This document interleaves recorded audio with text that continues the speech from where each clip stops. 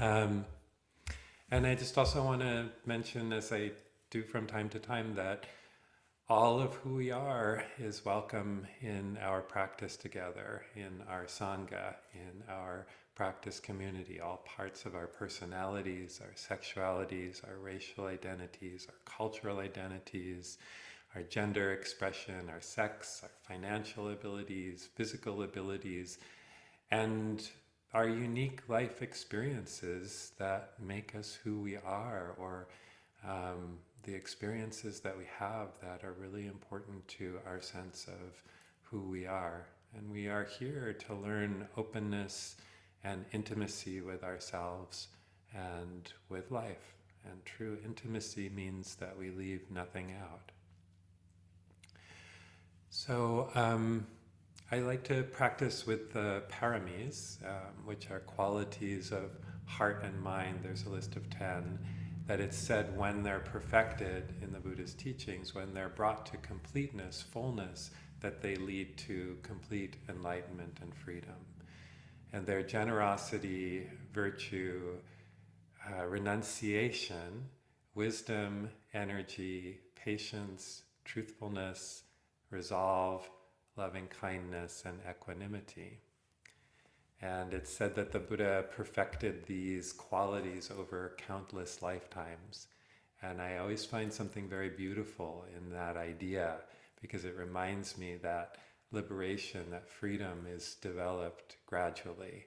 And so I can let go a little bit into the knowledge of this being an ongoing practice. There's lessening that expectation to obtain something or to get it right now. Just to kind of know it's going to take some time. So, and I want to focus on one of the paramis today, which is renunciation, which may be the one on the list that maybe you didn't think, oh yeah, I really would like to hear about that. But it's a really important part of the Buddhist path. So I'm going to talk about that today a little bit after our meditation. And I know it sounds a little joyless and puritanical, but it is really foundational to our quest for more freedom. And a nicer way maybe of saying renunciation is just letting go. And sometimes our practice can be sort of goal-oriented. I find that in myself sometimes. I'm going to go on this retreat and it's going to happen a certain way, and I'm going to get really far along and blow all the last retreats out of the water because I'm such a good meditator now. So it's like I'm trying to obtain something, because our conditioning is like that. We're conditioned to excel and succeed and do better and better and get whatever is good and hang on tight to it. But really we learn in the Buddha's path that the more we let go, the freer we actually are and can become. Less that we are attached to outcomes or credentials or our way or even people and ideas, even to the idea of a separate enduring self. The less that we are attached, the more we're going to experience freedom, because we are in the process of disentangling ourselves. And we are really in a practice of renunciation, whether we intend to be or not, because that's what life is serving us. Endless change and transformation and things coming and going. So it helps if we can be at peace with that idea of renunciation and letting go. So that's what we'll investigate a little bit today. But first we can move into a practice period, a silent meditation period of about 25 minutes. And as we move into that, I'll offer some inspiration maybe for practice. And if you have your own practice, feel free to tune the sound of my voice out. And in about 3 or 4 minutes, we'll move into silence. So do everything with a mind that lets go. Do not expect any praise or reward. If you let go a little, you will have a little peace. If you let go a lot, you will have a lot of peace. If you let go completely, you will know complete peace and freedom. Your struggles with the world will have come to an end. So that's Ajahn Chah in his book A Still Forest Pool, Thai meditation master in the forest tradition. So that question, what makes you happy? You know, I wonder how many of us thought things like new shoes, more time on the internet, French fries, a good movie, who knows what it might be. We'll come back to that question. So there's a Hagar the Horrible cartoon. I don't know if you remember this comic strip from when I was growing up, like in the 60s and 70s. And Hagar was the Viking with the horned helmet, and he was climbing up a mountain in one strip, and you see him climbing up higher and higher and higher.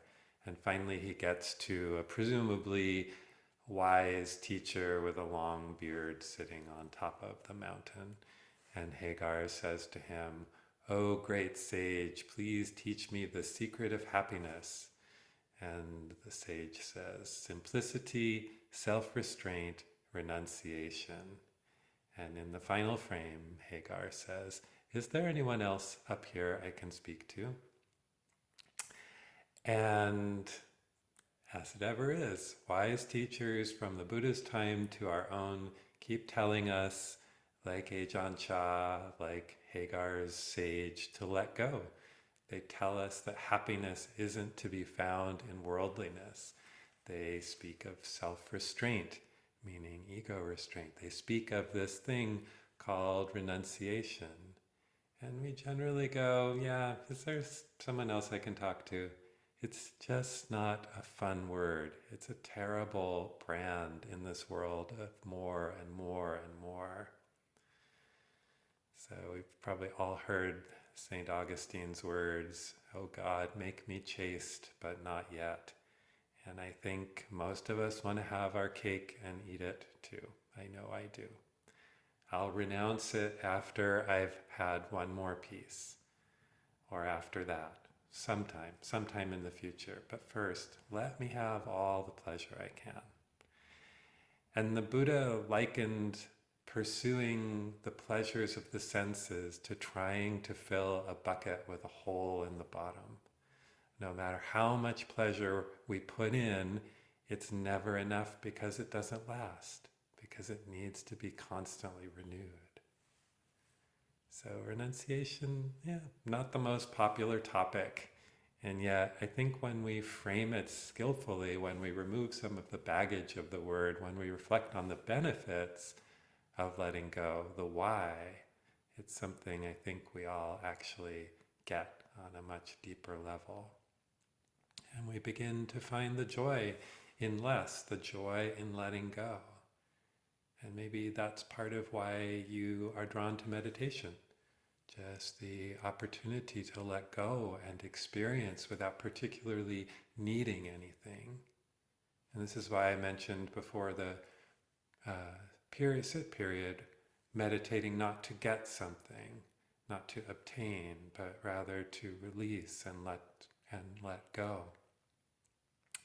So let's talk a little more about this concept of renunciation and see if we can get more comfortable with it. So in the Buddha's teachings that were written down in the Pali language, the word was nikkama. And nikkama has the sense of going forth. So monastics in the Buddha's time were said to have gone forth from the home life, meaning they left their old lives behind when they joined the Buddha's sangha. And culturally, it was considered an admirable action. They left behind all of their, or most of their old comforts and pleasures. They left the householder's life with all of its joys and sorrows. And they left behind old ways of relating in favor of new ways of being. And so there's a sense in the original word of the Buddhist time of going forward, moving on, moving towards something new and different, toward freedom. And of course, as we move forward, we are leaving other things behind. And when we are sure of the direction we want to go, we know it. We aren't constantly looking in the rearview mirror to see what we left behind. So nikama is sometimes translated as giving up the world, but it's really giving up a particular way of experiencing the world. So as often in the Buddha's teachings, these terms that are used have very specific meanings. And so this kind of renunciation is really talking about letting go of sensual pleasure in particular.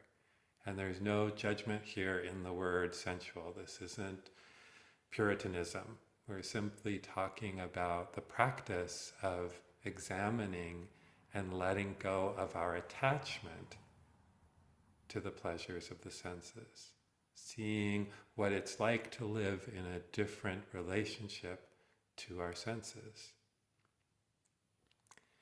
Zen master Suzuki Roshi said, "True renunciation is not giving up the things of this world."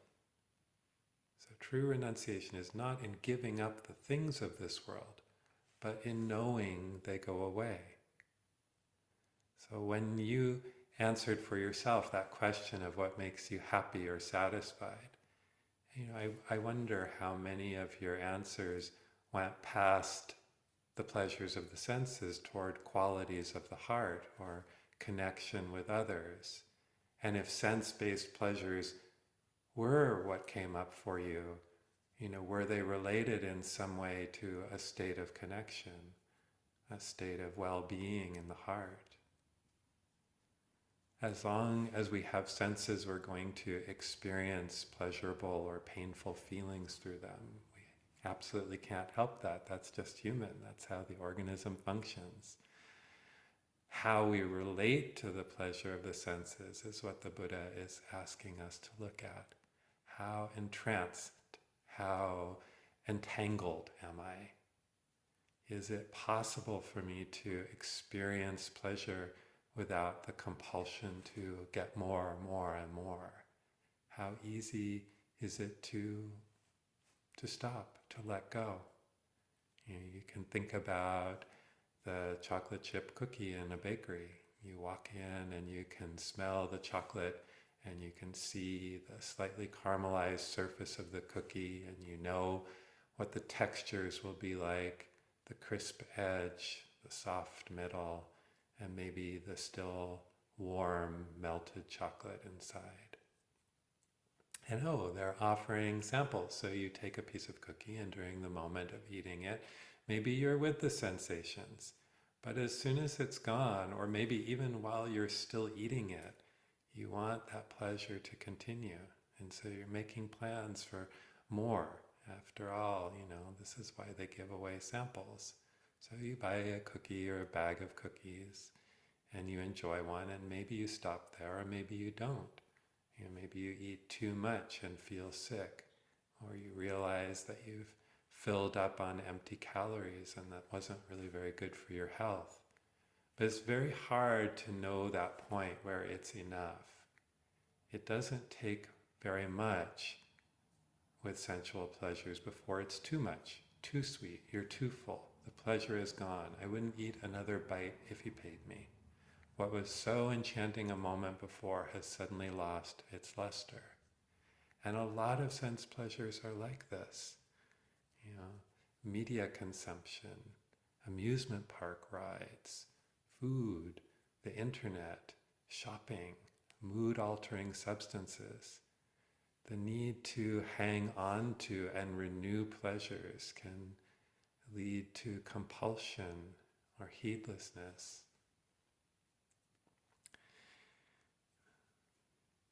Shantideva called this licking honey on the razor's edge. It's very easy for something quite pleasurable to become something painful and that we no longer want. And it's not to say that sensual pleasure is inherently wrong or bad or to be avoided, but that it's just easy to get hooked into craving. So I found this in the Access to Insight website, which is a really good site with lots of Buddhist source texts. And a person named T.P. Rice wrote this. It's not that worldly happiness and beauty are non-existent or sinful or even worthless. It's just that they're flawed by their transience and their liability to change into suffering and ugliness. The Buddhist ideal is to feel neither attachment in the case of happiness and beauty, nor revulsion in the case of suffering and ugliness, but simply to observe things as they really are, with equanimity and perfect freedom of mind. Now note, they said the Buddhist ideal, because that's going to take a lot. But pointing to that sense of equanimity, which we practice sometimes in the Friday Metta meetings, is this quality of wisdom and stillness that we can access and develop that can hold the joys and the sorrows and the cravings, because they're all part of life. And the question is, will I get hooked, or can I be still in the midst of it? And in the Judeo-Christian tradition, there's a teaching from Ecclesiastes that goes, all things are full of weariness. The eye is not satisfied with seeing, nor the ear filled with hearing. I can't get no satisfaction, but I try and I try and I try. And we know this. Nothing really new about any of this. Yet it's the kind of truth that helps to remind ourselves of, because the senses are constantly being stimulated with pleasure and pain. And we live and swim in a culture that wants us to believe that only through more of everything will we ever find happiness. And it's interesting to notice, a desire arises and there's a kind of tension in the mind when that happens. Something's needed, something's missing, if only that. And since this tension is felt as unpleasant, we seek to be free from it by gratifying the desire. I want, but what I really want is relief. I want to be free from wanting. And I believe that that will happen when I get that thing. So when I get that thing, the desire is gratified and the mind is relaxed and there's a sense of satisfaction or happiness. But it doesn't last long, because the way our minds and senses work, desires are constantly arising and causing tension in the mind. So it's never a lasting state of satisfaction. It's never complete. It's that bucket that the Buddha described with a hole in it. So the happiness that comes seems to arise not from meeting the desire, but from the absence of the desire, from it going away for a little bit. So if the satisfaction is in the ceasing of the desire, the teachings ask, why not have fewer of them if that's possible? And here is where our practice is. Can I bring mindfulness to my experience and practice, noticing when the senses are stimulated, noticing the arising of desire, and from that base of mindfulness, can I see a choice? Is it possible to see the desire, know it, and let it go without biting the hook? When pleasure is present, can I know it as it is, lovely, and yet momentary, changing, impossible to grasp or hang on to? And then can I go forth toward more lasting pleasures, like kindness, compassion, equanimity, non-judgmental presence, peace of mind and heart? So letting this tightness go, this wanting go. Oh, you mean I can just let this go? Like when the shoulders are up around my ears, I can just let it go. Oh, that feels so much better. And the Buddha said, If by surrendering a slight happiness one may realize a great happiness, the wise person should renounce the lesser happiness, having regard for the greater. So that's in the Dhammapada. So it's the great happiness is the happiness of contentment, the happiness of peace, the happiness of joy. And the lesser happiness is the happiness of the senses, sense pleasures. So focusing less and less on fleeting pleasures and not getting hooked into them allows us to move toward what really does matter, what isn't inherently tension-filled. And there's a monk, Tanasaru Bhikkhu, who calls this practice trading candy for gold. And there's a difference between longing for a sense pleasure and longing for a person to be well, or a country to be at peace, for wise and caring leadership. These are more like healthy mind states, like wishing well, benevolence, compassion. And again, we're not talking about taking no joy and pleasure, but being aware of the kind of joy or pleasure. Where does it come from? Is it supportable, or does it need to be constantly renewed? So how do we work with this, assuming that we might like to? Well, it's important to remember that we aren't the first generation to struggle with this idea of renunciation. And there's a sutta teaching story from the Buddha's time where the Buddha is teaching renunciation to the monks. And most suttas end with, "This is what the Blessed One said," and the monks delighted in the Buddha's words. But at the end of this one sutta on renunciation, it ends, "This is what the Blessed One said, but the monks did not delight in the Buddha's words." So even the Buddha himself had some issues before his enlightenment with renunciation. And there's another sutta where a follower says to him, "This renunciation stuff sounds like a drag. I'm really not sure that this is for me." And the Buddha says, "Yes, I know what you mean. I had the idea that renunciation was a good thing, but I wasn't very enthusiastic about it. Then I realized that I hadn't really looked at it closely, and so I did. And when I really saw the drawback of sensual pleasures, and when I could really see the rewards of renunciation, then I could get enthusiastic about it." So we're not doing this to be hard on ourselves.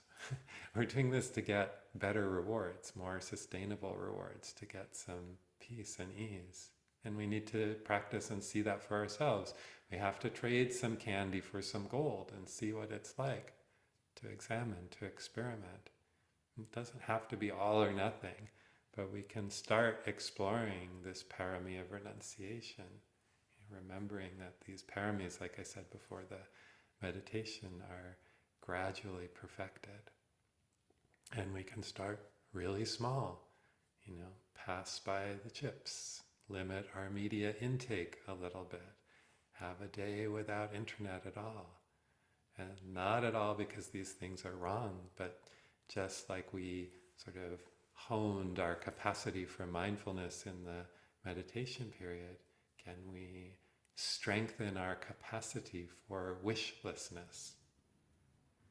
Exercising this capacity for what Joseph Goldstein calls the wisdom of no, just like we exercise the muscle of mindfulness in our practices. It's not always easy, but it's accessible because we have endless opportunities to practice with this. And it goes against most of the messages that we receive, and it doesn't sound fun, but yet I think there's part of us that just knows that, it's more likely happiness lies in the direction of letting go of sense pleasure than endlessly indulging in them. Most of us want to declutter, simplify, uncomplicate, disentangle, let go. So a number of years ago, we had some friends over for dinner, and we were all checking in about what we'd been doing that week. And one of my friends said, "Well, today I just sat on the patio and thought about ways to simplify my life." And I remember just being like, what? Because I just felt overwhelmed with stimulation, addicted to being busy, feeling like I needed to do a lot and work a lot and be busy. And her action just hit me as so radical. Not just paying lip service to the idea of renunciation, but actually planning for it. Actually looking at her life and looking at how she could make it freer, less encumbered by the things that don't matter. And some of us, and I put myself in this camp, are afraid that if we let go, we become less. You know, who am I if I'm not following all of my sense pleasures? And it's often easy to let go of what's unpleasant. You know, if we have a pebble in the shoe, we stop and get rid of it first chance we have. But it takes some courage and some mindful awareness to let go of what our culture and our senses tell us everyone wants. There is greater ease in not wanting than wanting. So can we notice that tension in the wanting? So a long-term Buddhist practitioner, Marguerite Manteau Rao, writes, I would say my whole practice has been about renunciation, recognizing that which is causing unnecessary suffering, i.e. clinging, and letting go of it. Dwelling in the body has been most useful in that regard, seeing the direct connection between the unpleasantness of physical tension and craving mind states. Shifting the attention away from the objects of craving to the pain of the craving itself and working on relaxing it. So noticing that craving and the tension there. As soon as we notice that, there is some space that's been created. So we have our meditation retreat up at Dhammadena coming up this week, and I know a number of people here tonight are signed up for it, and I know a number of people have been on other meditation retreats or day-long retreats. And by the way, we have a day-long coming up with me on the 17th, March 17th at the Maisel. But just to say, retreat practice is a really great way to experiment with renunciation, with letting go of some of the things we normally can't or don't do without. Conversation, entertainment, eating whatever food we like whenever we like. Our possessions, nothing wrong about any of these things, but very interesting to let them go, at least for the duration of the retreat. So we get to see for ourselves what that's like. Is it difficult? Do we surprise ourselves by how maybe it is not as difficult as we thought it was? And do we actually find that there is pleasure in that letting go and simplifying our lives? And the interesting thing is we get to see our relationship to our sense desires and stimulations. And either we get to see, wow, I have a really strong attachment, or we get to see, you know, I really don't get as much out of that particular sense pleasure as I thought I did. When I come home from a meditation retreat, I usually emerge very gently out of the retreat and into my everyday life. And I just sort of let things come back slowly. And I notice how much I didn't miss the news, or how much I didn't miss social media, even though my news checking was maybe borderline compulsive the day before I left on retreat. And I consider myself a pleasure-seeking person, a greed type, as the Buddha called it. And it amazes me how easily I can let go of habits and experience more space and peace, and how the trade is totally worth it. That activity that practice of trading candy for gold. So renunciation, even temporary, can be really fascinating to see what our relationship is like to something that we may have a very strong pull toward. What is it like to do this going forth, to go towards something rich and beautiful and lasting?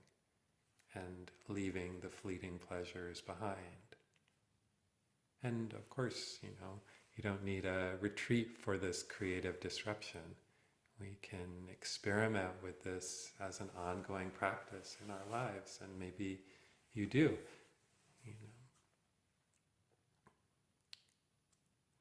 And I think an interesting question is to ask ourselves sometimes, like, what's the low-hanging fruit in your life? If you give the tree of you a shake, what falls off? What are you ready to let go of? What are you ready to let go of, but maybe habit energy is keeping it going? What no longer fits? So this practice isn't only about letting go of sensual pleasure that keeps us in the spinning world of samsara. It's also about making room for what we're moving toward. So inclining the mind, filling the mind, preferring these beautiful mind states of loving kindness, compassion, joy, equanimity.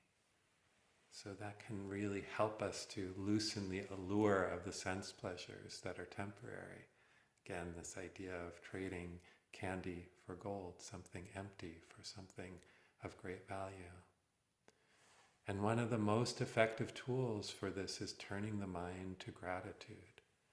When my mind is focused on simply appreciating whatever's arising in the moment, I'm less likely to get hooked because I'm experiencing a different kind of pleasure, the pleasure of appreciation. Gratitude is really the healthy expression of satisfaction, of enoughness.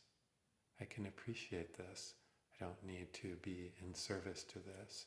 I don't need to have more and more and more. So the more I direct my mind to what is full, the less that I need. So to sum this up a little bit, renunciation in the Buddha's teaching is simply the powerful practice of understanding and loosening the craving that's connected with sense pleasures. With sense pleasures that are transitory, ultimately unsatisfying, and trading them like candy for this more substantial gold of finding pleasure and happiness in practices like the paramis and our virtue, our ethics, our energy, our patience, our truthfulness, and in these connective and transforming practices like generosity and patience and loving kindness and compassion. Asking ourselves what's more satisfying, the gratification of desire or the absence of craving. What's more satisfying, the gratification of desire or the absence of craving? So the author of the book, The Little Prince, wrote, "Perfection is achieved not when there is nothing left to add, but when there is nothing left to take away." So, thank you for your attention. And I just wanted to take a moment, just a couple of moments to do a short contemplation. So first, just finding a comfortable posture again and maybe being with the breath for a moment.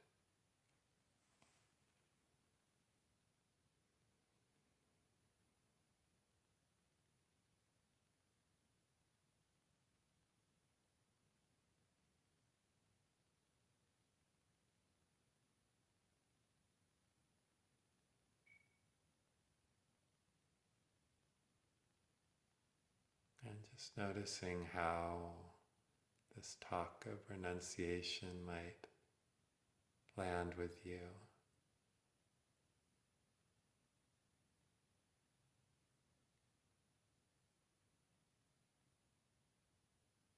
And all of us have let go in our lives.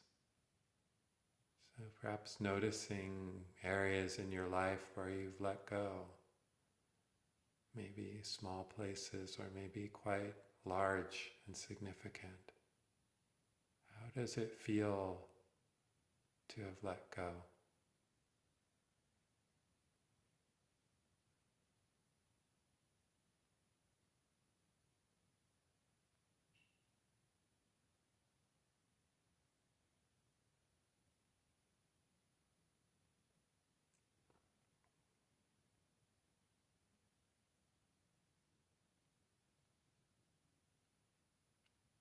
And then just dropping in the question, what am I hanging on to that I might be ready to let go of now? Just resting with that question. What am I hanging on to that I might be ready to let go of right now?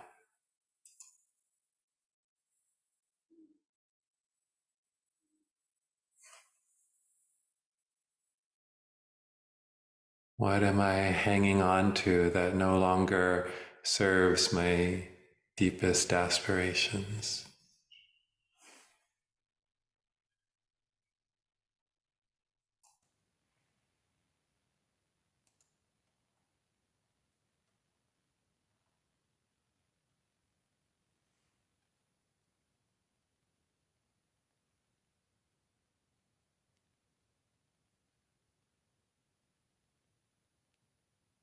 And thinking of letting go of what doesn't serve, which beautiful quality or qualities would you like to move toward?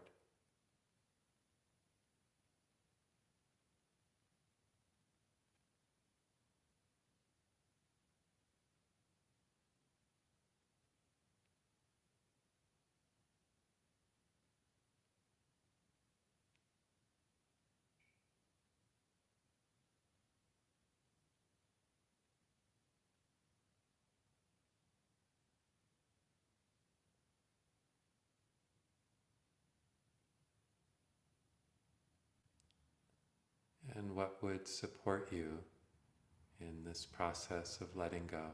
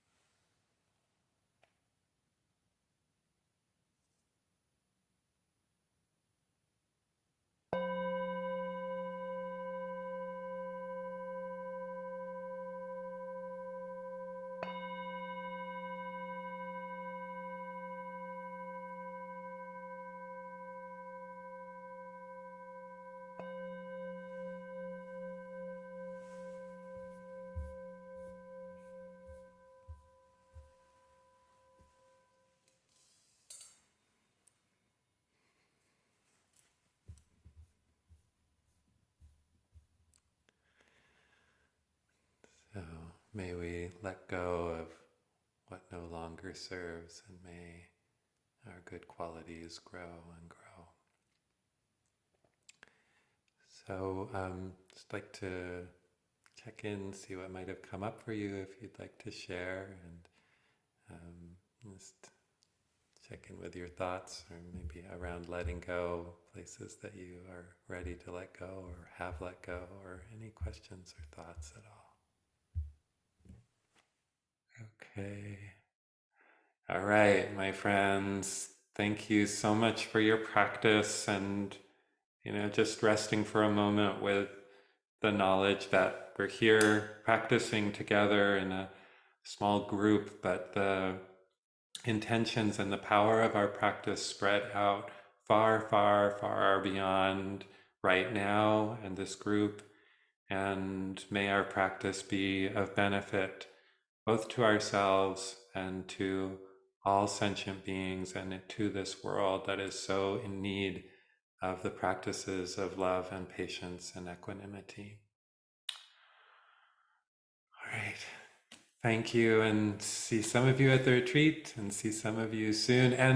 And Barbara is going to be anchoring the metta practice on Friday, and I wish I could come because I've heard Barbara offer metta before, and it's quite lovely. So if you are not on the retreat, I heartily recommend enjoying that practice on Friday with Barbara.